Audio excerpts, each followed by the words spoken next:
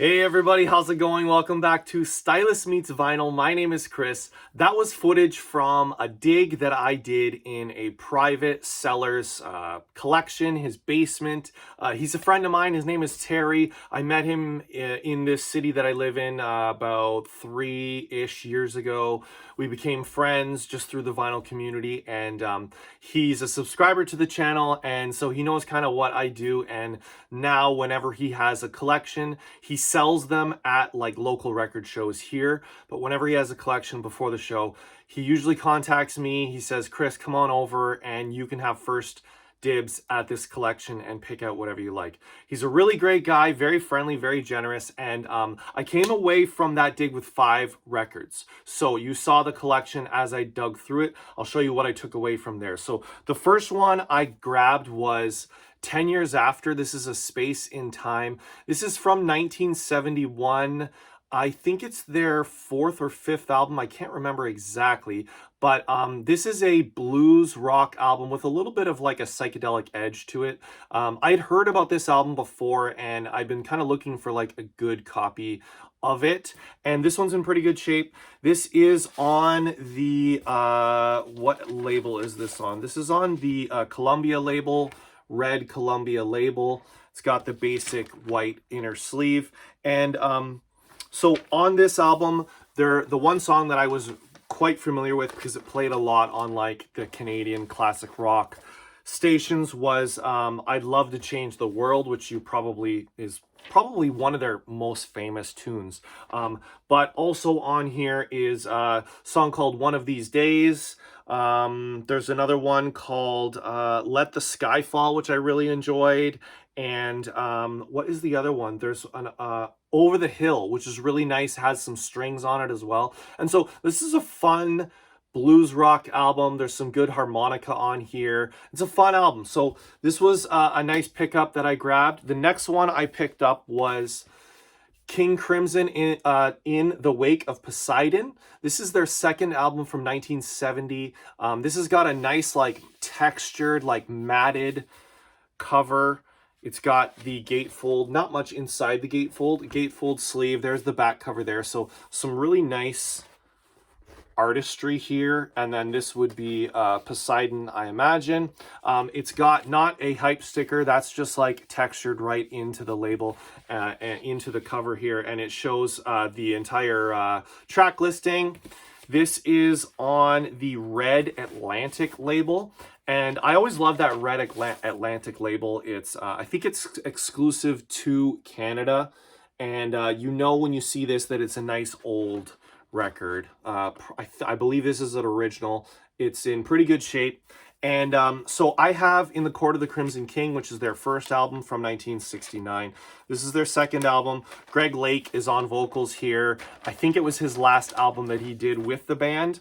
And this is essentially like, in my mind, this is like a sequel to In the Court of the Crimson King. Sounds very similar. The second track on here, called Pictures of a City, sounds very similar to In the Court of the Crimson King. It's a little bit chaotic. There's a lot going on. Or sorry, it sounds similar to 21st Century Schizoid Man, which opens In the Court of the Crimson King.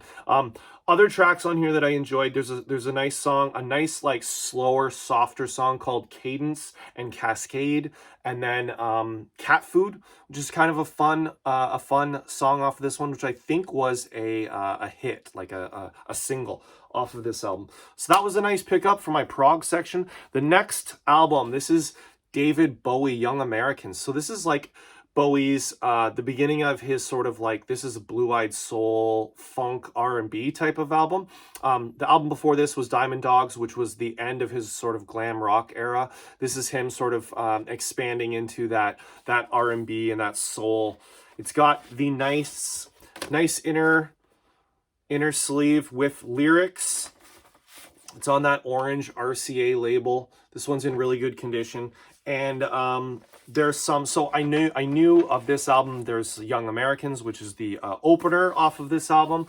There's also the song Fame, which you might be familiar with off of this one. But this is a really nice, a nice, soulful album from Bowie. And actually, there are 3 Beatles connections on this album. So the first connection is on the track, so the first connection, which is the most obvious one, is that there's a cover of Across the Universe. And actually, John Lennon plays rhythm guitar on Across the Universe on this version. And then the second Beatles connection is the song Fame, which was co-written by Lennon. And Lennon also plays, I think, rhythm guitar, and he has some backing vocals. You can hear him kind of singing falsetto in the chorus of that song. And then the third Beatles connection is the song Young Americans, which I always really liked kind of towards the end. They've got those, the chorus, the backup singers, and they sing that, I heard the news today, oh boy. And so that's from A Day in the Life off of Sgt. Pepper's. So I thought it was kind of interesting. There's 3 Beatles connections off of this album, and this was a nice pickup. And then so I grabbed those 3 albums. I paid Terry, and then as I was leaving, he gave me this album. He said he thought I might enjoy it, and yeah, he wanted to give it to me. So this is an album is called City Lights. That's the band. The album is called Silent Dancing, and so this is from 1975, and this is a band out of New York, and I think it was the only album that they ever produced, they ever released, and this is a really interesting album. I'm not sure what to make of it, and I haven't found much online about the actual band and the actual album, but some people describe them like Led Zeppelin, which I don't hear at all. I think more of like they're kind of like the Eagles or maybe like CSNY. But what I find is really interesting is that they've got some softer tunes, like it's kind of like soft rock, but then the guitarist on here, his name is John Berenzi. And here's the band right here, and this is John Berenzi right there, who was a guitar teacher in New York, and he's got he shreds on this album in a couple of tracks, like the opening track, which is Changes in the World. He's got like a 90-second guitar solo, and then a couple other tracks on here. He's got he really kind of shreds, but yet it's like still like sort of a softer song, and so it's a little bit like a paradoxical. It's almost like a weird juxtaposition between the soft rock and the harder guitar solos, but interesting nonetheless. So this is a really interesting gift from Terry. So thank you, Terry, for that. And then what's really interesting is after I left, so when I was there before I left, I was speaking with Terry. He had a Rainbow album, which is Rainbow Rising, which I have in my collection. And I was speaking with Terry about how, hey, I've got like Rainbow Rising, I have Long Live Rock and Roll, which are all with Ronnie James Dio, and then I said I'm looking for the first Rainbow album with Ronnie James Dio that I haven't been able to find anywhere. And so I had this conversation with Terry. I left. A day or two later, Terry calls me up. He's like, Chris, I have that Rainbow album in my in my little lot here. I didn't even realize I had it. I want you to have it. So he gave it to me for free just because I mentioned that I was looking for it. So a really nice gift from Terry. This is what the album looks like here. Rainbow. It's called Ritchie Blackmore's Rainbow. So this is right after Ritchie Blackmore left Deep Purple. This is an album from 1975. He got the band members from a band called Elf. He basically took everybody from Elf, added them to Ritchie Blackmore's Rainbow. We've got Ronnie James Dio on vocals, also co-writing a lot of these songs. And then in subsequent albums, he kind of fired, Ritchie Blackmore sort of fired the rest of the band, and it was just him and Dio. And he added band members like Cozy Powell and a few others. And this is a really nice album. So Rainbow is kind of like a hard rock / metal band. This is, I'd say, their softest of the ones with Ronnie James Dio. I've heard it's Dio's favorite album that he did with Rainbow, but some really nice tracks on here. There's Man on the Silver Mountain, Black Sheep of the Family, which is a cover, and Catch the Rainbow is nice, Snake Charmer, Temple of the King, 16th Century Greensleeves, which has the lyrics here written on the back. I don't know why it's the only one with the lyrics written on the back, but and then there's a cover of a Yardbirds song called Still I'm Sad.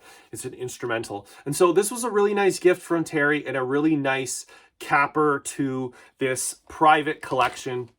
that I was able to peek through and dig through before Terry went to the record shows. So Terry, thank you so much for all of these records. I hope you guys enjoyed these. Let me know in the comments what you think about these records, if you have any of them. And if you're considering liking the video, I would definitely encourage you to do that. It doesn't cost any money, and it shows me and the algorithm that you're enjoying the channel. And if you are also interested in further content, consider subscribing to the channel. And whatever you guys do, make sure you come right back here where Stylus meets vinyl. Thanks everybody. See you soon.